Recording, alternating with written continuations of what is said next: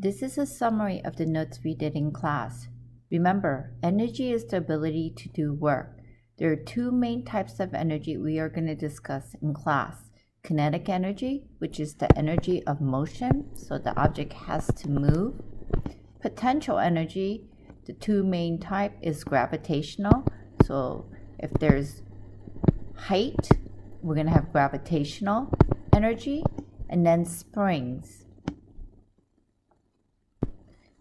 Since energy is the ability to do work, what is work? Our definition of work in physics is very different from our definition of work that we understand. In order to have work in physics, the force must be applied through a distance, but the force and distance must be parallel. If they are not parallel, you don't do full work, or you will do no work. The general physics formula for work is force times distance, in which force and distance must be parallel. If I write this in equation format, it is W equals to F times D cosine theta. When we're talking about cosine theta, the theta is the angle between the force and the displacement. When the force and the displacement are parallel, my theta is equal to 0 degrees. When I take cosine theta of 0, it is equal to 1. When my force and displacement are perpendicular to each other, my theta is equal to 90 degrees, and cosine of 90 is 0. I tend not to write cosine theta. You just need to make F and D parallel, because sometimes it will be a sine theta. Remember, it has to be parallel. The units for force is newtons. The units for displacement is meters. A Newton meter is a joule. So the SI unit for work is joules, or capital J. This is the example problem number 52 in your packet. So a person carries a 215 Newton suitcase up the stairs. A displacement 4.2 meters vertically and 4.60 meters horizontally. How much work does the person do? So I have a suitcase. The suitcase is going to go up a displacement of 4.20 meters, and it is also going to move horizontally at 4.60 meters. In general, to lift the suitcase and move it, I need to lift the suitcase vertically. So the force that is applied here is vertical, which is 215 newtons. So the work is equal to force times displacement. I know the force is 215. Remember, F and D must be parallel.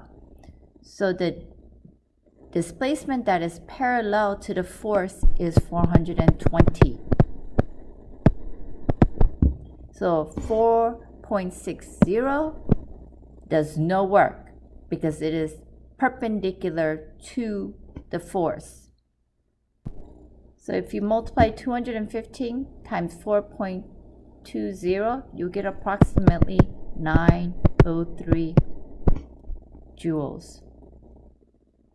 How much work does the person do to carry it down? So to carry it down, my force is still going up, but my displacement is in the opposite direction. If you notice, they are still parallel. When force and displacement are in opposite direction, work is negative. So work is negative when F and D are opposite. The theta is equal to 180. So cosine 180 is negative 1. So how much work does the person do to carry it down? Again, the force is the weight of minimum force that the person has to apply is the weight of the suitcase. The force is still going up, but now the displacement is downward. So work is equal to F times D still. This is 215 newtons times 4.20 meters cosine 180. Or since they're going into the opposite direction, you could just multiply the numbers and put a negative sign in.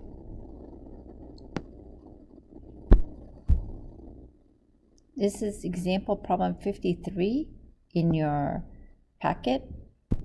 So in this problem, we have a box that is moving across. We're going to say it's going to move to the right, and it's going to have a displacement of 15.0 meters. It has a rope that is pulling this box at an angle of 46 degrees with the floor or the horizontal. So if I do this, this is 46 degrees, and we want to know how much work the rope does. The rope itself has a force of 628 newtons. So we know that work is equal to force times displacement. The object is going horizontally. So what we need to do is we need to find the force that is parallel to it. The force that is parallel to that is going to be Fx if I draw my triangle. And if you notice, Fx is adjacent to it, so it is cosine theta.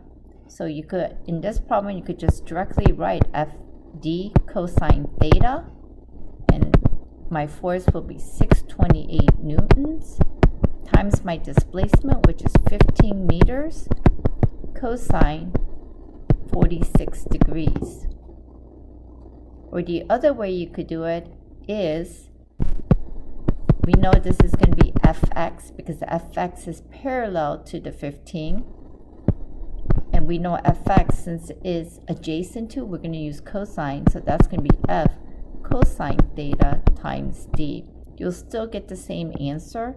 And if you calculate it correctly, you should get approximately 6,540 joules.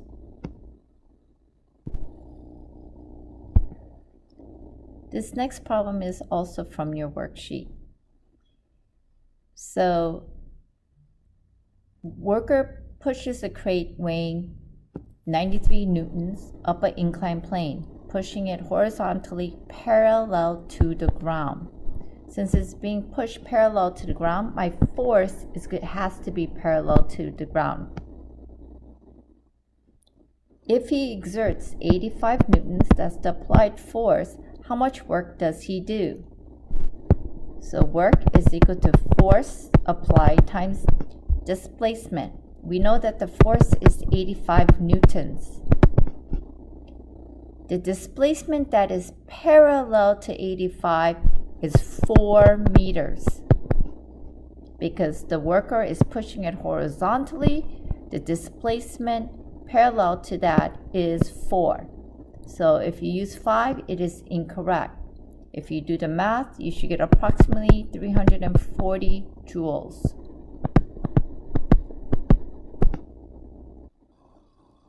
In part B, it asks how much work does gravity do? So the first thing you want to do is you want to draw the free body diagram for this object.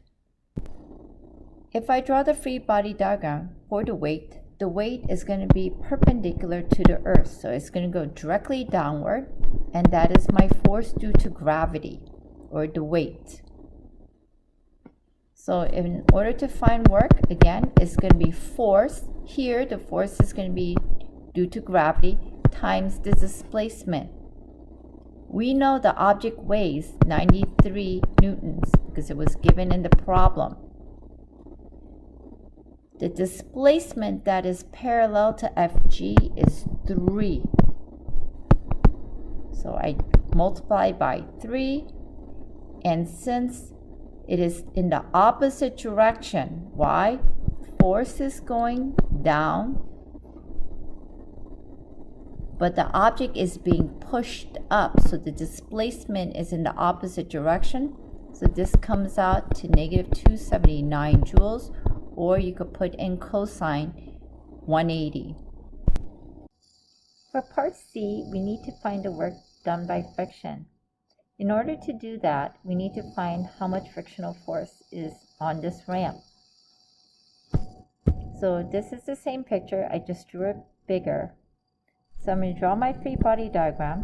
I know my weight is going down. My normal is perpendicular to the surface. And on a ramp, we know that the ramp is my x and my y is my vertical. So if I look at this, my applied force, which is 85 newtons, is at an angle, and so is my weight. First thing I'm going to do is I'm going to make my weight into x and y. So I'm going to take my normal, I'm going to draw it down. This is my weight, y component. This is my weight, x component. And we know that weight is Fg sine theta here because it's opposing the angle, and Fy is going to be Fg cosine theta. If you notice, the 85 Newton is at an angle, so what I'm going to do is I'm going to make that into a right triangle.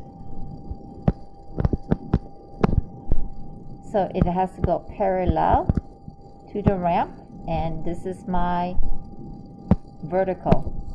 So my parallel here is going to be applied force x, and this is my applied force in the y direction.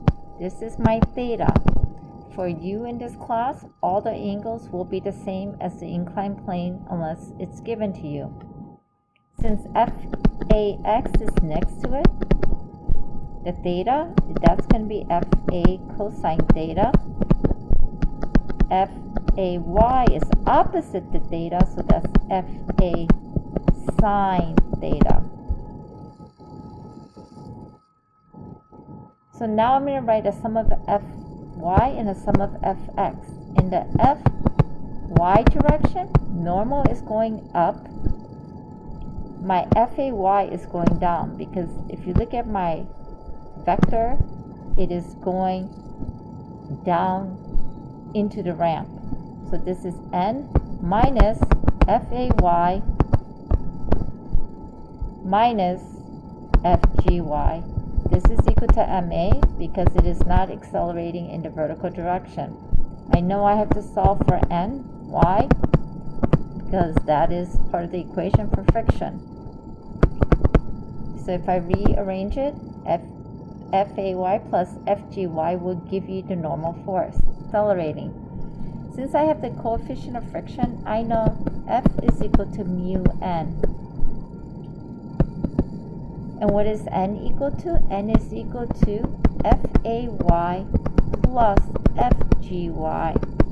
Now I'm going to plug this in. So this is going to be mu. Fay was Fa sine theta plus Fgy, which was Fg cosine theta. This is what is equal to friction. And we know that work due to friction is work times friction times the displacement.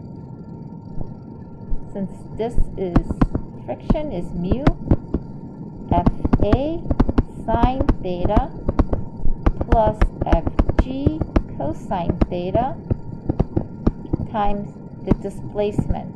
First thing I need to do is I need to calculate for my angle. Since the theta was not given, but the sides are given, I am given 3 and I am also given 4. If you notice, that's opposite and adjacent. I could find this theta using tangent theta, which is opposite over adjacent. So the inverse tan is going to be 3 meters over 4 meters, and if you solve that, you should get around 36.8 degrees. So now I'm going to plug this in. The coefficient of friction was given as 0.2. My applied force was given as 85 newtons times sine 36.8 degrees, plus the weight was given as 93 newtons times cosine. The angle is still 36.8 degrees. The distance that I want to use is the ramp's distance, this one right here. The reason we use the ramp distance is when we drew the friction force, friction is parallel. Remember, distance or displacement and the force must be parallel to each other. So I'm going to use 5 meters.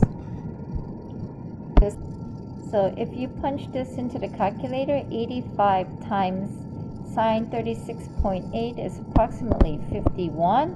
93 cosine 36.8 is approximately 75. And you add 51 plus 75, then multiply by 0.2 and 5, you will get approximately 125. The worksheet does sig figs. The units are in joules. The only thing is, since this is friction, and we know friction goes in this direction, we know the distance is going in that direction, so this is a negative 125 joules. So the whole concept of work is force and distance need to be parallel. You could use sine theta or cosine theta, but just make sure force and displacement are parallel to each other. You will not get problems this difficult on the quiz tomorrow.